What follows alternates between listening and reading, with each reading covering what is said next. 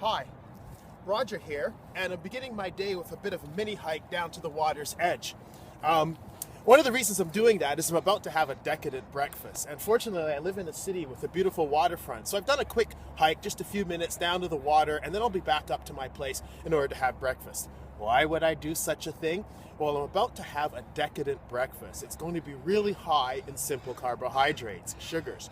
The only way to do that safely is to have a little bit of exercise before you eat. That means that you'll deplete the sugars and glycogens from your muscle, and the extra sugar you eat will go into your muscles and not into your bloodstream to cause a spike in blood sugar. It's really simple, rather. It's one of the few ways you can mitigate the effect of eating something decadent, which I'm about to do. But today's tip on fitness, health, and nutrition is not about my decadent breakfast. It's actually about rice. I've been thinking about this one for a while, and I've decided it's time to actually spill the beans on rice. Get it? Beans and rice makes a complete protein. All right, so rice is actually, well, there's no other way to put it. It's not as safe as people think it is. It's a great food though, and there's no way I'm going to advise people not to eat rice. It's one of the best things you can do as a dietary staple, but you can make it a lot safer and a lot healthier by cooking it in a rather new way. It turns out that rice preferentially absorbs arsenic. Now, arsenic is a mineral that's found in the soil. It has biological activity. In other words, it's naturally in the soil, but it is biologically active, and some of the effects of arsenic are deleterious. They're bad for you. So as a result, you want to lower your exposure to arsenic, but it's naturally in the soil. And rice, it turns out, is one of those crops that absorbs arsenic from the soil. So because it's naturally in the soil and because rice naturally absorbs arsenic, we have to be a little bit careful about our rice intake. This doesn't mean avoiding rice, not at all. What you're going to do is you're going to cook rice in a way that reduces its arsenic content. And one of the ways of doing that is using lots of water. I've tried this 3 or 4 times myself, and I found that it actually works.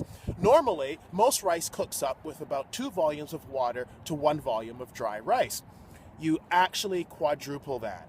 Yes, you put about 8 volumes of water to 1 volume of rice, cook it up, and then strain it like it's pasta.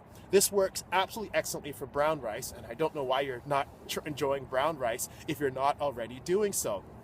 So I'll show you in a minute what it looks like. I've actually done this in my home and made a couple of good meals this way, so I'm confident in recommending it.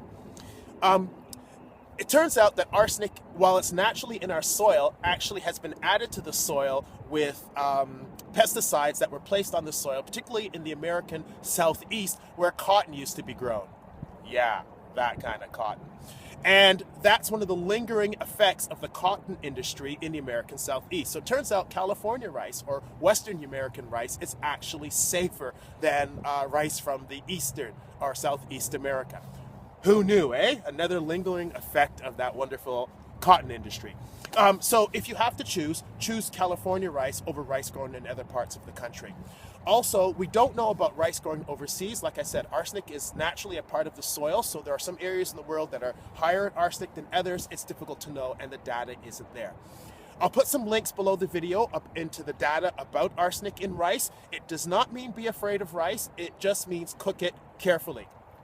There are other grains out there that don't have this problem. Quinoa, the miracle food, the superfood, great. It's full of vitamins and minerals, actually has a higher protein content than rice, but guess what? I don't like it as much. It doesn't taste as good, and it's way more expensive. Stick with rice, folks. Just cook it the new way.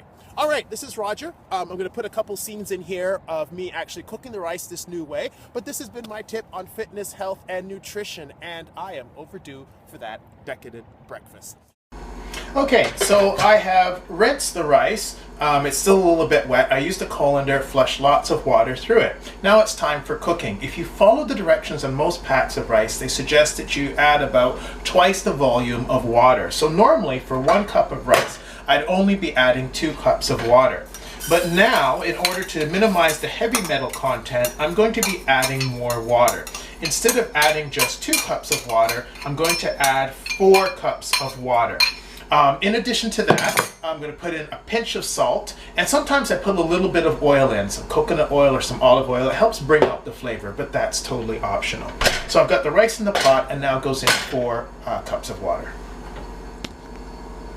Okay, I've added the water. It's 4 cups. There's the last bit of water going in, and now I'm going to cover the pot. First thing I'm going to do is going to bring it to a boil while watching, so the rice will be boiling vigorously. Once the rice is boiling vigorously, I'm going to reduce the heat to just over a simmer, and I'm going to let it simmer there for about 50 minutes, 50 minutes.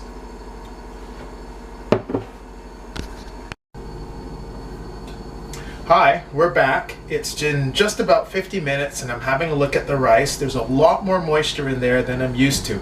Normally when you do rice, you put just enough moisture in. It's about 2 to 1 cup of rice to 2 cups of water. And then there's no moisture left, very little left. Oh, that's the timer.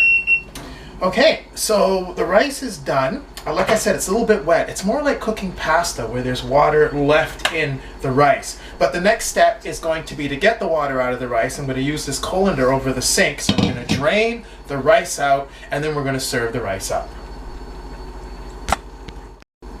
Okay, here I am. This is the rice in the colander after draining.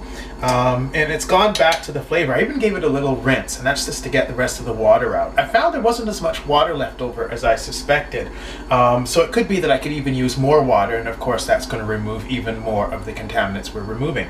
But it is rice, and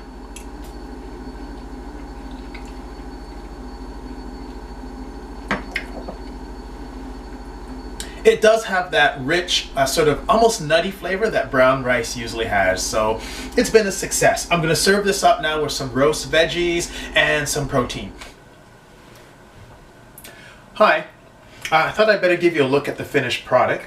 So there's a serving of rice. It's about, I think it'll end up being about 1/3 of a cup or so, maybe a 1/4 cup, maybe a bit more. I'm serving it up with some roasted veggies. That's my special veggie roast. Maybe I'll do an episode on that. It's got zucchini squash, some other kinds of squash, some purple potato, some leeks, a whole bunch of things mixed in there. Eggplant as well too. And vegetable protein. This one is based on rice and black beans, so it's just a vegetable protein product. And garnished with a little fresh baby bok choy, because it's my current favorite. And the brown rice, and that makes a complete meal. And it's time to dig in. I hope you tune in for more videos on fitness, health, and nutrition, and you have a wonderful, wonderful day. Take care.